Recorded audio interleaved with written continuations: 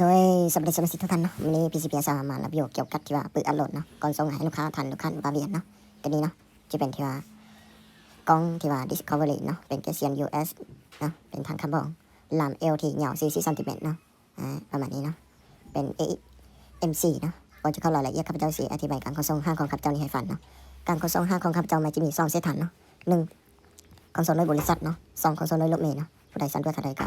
็สามารถที่ว่าปรึกษาหาได้เนาะหรือว่าผู้ใดอยู่นครหลวงเนาะสามารถมาเอาตัวจีนได้เนาะสำหรับเครื่องนี้เนาะนักกัดไปเอาได้เนาะประมาณนี้เนาะสำหรับที่ว่า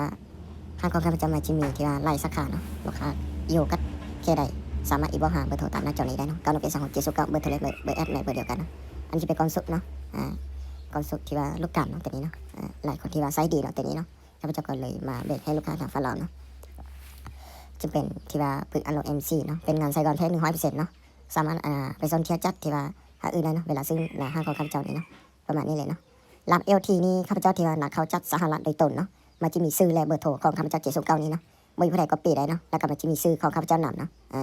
สำหรับที่ว่าลำเนาะ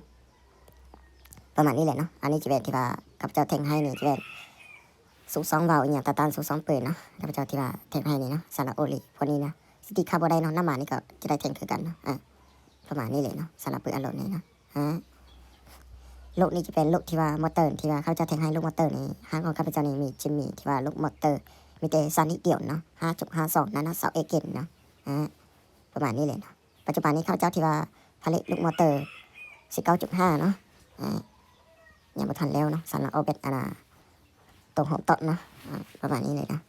ลูกมอเตอร์ปัจจุบันนี้มีแต่5.52นั่นนะเสาเอเกนเนาะผู้ใดสะดวกท่านใดต้องการได้สามารถอีบอกหาเบอร์โทรตามหน้าจอนี้ได้เนาะ9 1 8 3 6 7 0 9เนาะรายละเอียดของปืนนี้มันจะมีด้านนี้เนาะปืนบอลนี้เนาะสำหรับ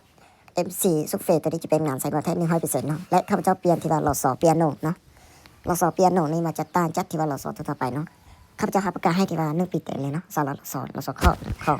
MC หรือว่าทุนลูกนี้เนาะมันจะต้านยอดที่ว่า5อื่นเนาะเป็นส่วนเทียบได้เนาะเวลาซื้ออาหารของข้าพเจ้านี่พวกหลอดสอพวกอะไรอยู่ไหนฮะเนาะสำหรับปืนอโลที่ข้าพเจ้าประกอบทุกๆอันนี้ที่ว่าบอกก็ของ5อื่นแน่นอนเนาะประมาณเป็ดถึง1 กิโลเนาะเป็ดคิดถึง1 กิโลเนาะประมาณนี้เลยเนาะสามารถที่ว่าไปส่งเที่ยวได้เนาะว่าจะเป็นเรือนั้นนักอย่างต่างๆเนาะเป็นอย่างข้าพเจ้าชีวาเวนินเนาะสำหรับทานนี้จะเป็นทานคาร์บอนเนาะ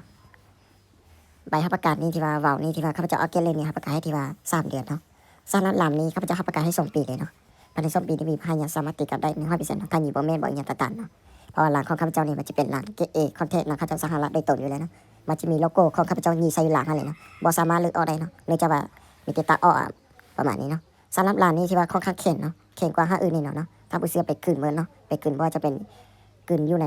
บ่อไปเก็บเสียงอย่างต่างๆเนาะหลายคนที่ว่าซื้อไปให้หลังเพลงก็มีเนาะหลังของข้าพเจ้านี่เนาะสามารถเฮ็ดได้เนาะในปัจจุบันนี้ข้าพเจ้าบ่มีครับเนาะเพราะว่าอยู่ประเทศเวียดนามนี่ระเบียบค่อนข้างเข่งหลายเนาะประมาณนี้เลยเนาะปืนบอลนี้จะมีซันนี่เนาะอะไรเอียงอย่างต่างๆนี่สามารถอีกบางหารได้เนาะปืนอันโหลที่ว่ามีบททื่อนี้1มาจับหลังอันละลักนี่เนาะ2มาจับระบบลมเนาะ3นี่มาจับที่ว่าสปีดเราสอข้อนี้เนาะ4นี่มาจัดที่ว่าสุกเฟนบอตีเหลือ6 คืนเนาะ5มันจัดลุกเนาะ6มันจัดเก็บเสียงเนาะ7มันจัดก้อนเนาะมันจะมี7 กรณีเนาะผู้ใดที่ว่าเปิดอารมณ์นี้บ่แม่นที่ว่าสามารถไปเซฟเบอร์อาการได้เนาะอันละหลักมันจะมีแต่7 กรณีเท่านั้นเนาะสำหรับเปิดอารมณ์ที่ว่ามีบ่แม่นนี่นะลูกค้าท่านใดยังยินแบบว่าโตเบอร์1เบอร์2สามารถอีกบ่หาได้เนาะเบอร์1เบอร์2เบอร์3เนาะปัจจุบันนี้มีเฮาแต่เบอร์3เนาะตะกี้ข้าพเจ้าขายห้องเบอร์5เนาะแต่ว่ามีเขาเอาน้อยเบอร์4กับ5ข้าพเจ้าเลยบ่ขายปัจจุบันนี้ขายแต่เบอร์1เบอร์2เบอร์3เนาะประมาณนี้เลยเนาะเป็น MC เนาะตัวนี้เนาะเป็นงานใส่กระแทก100%เนาะเปิดตามพูดเลยเนาะที่ว่าเปิดอร่อยที่ว่าข้าพเจ้าประกอบนี่ระดับที่ว่า95 130 เมตรสบายเนาะสำหรับเปิดอร่อย MC นี่เนาะทุกมื้อนี้ข้าพเจ้าประกอบตามที่ว่า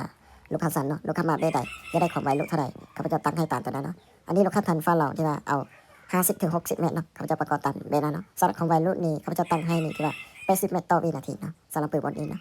ข้าพเจ้าตั้งให้ลูกค้าทางฝั่งลาวเนาะเพราะว่าลงที่ว่าบ่ได้ตั้งเหและบ่ได้ตั้งคอยนะระดับนี้นี่ที่ว่ามีตรงนี้ตัวฮอดเนี่ยตายหมดนะเพราะระดับน้ำหนักที่ว่า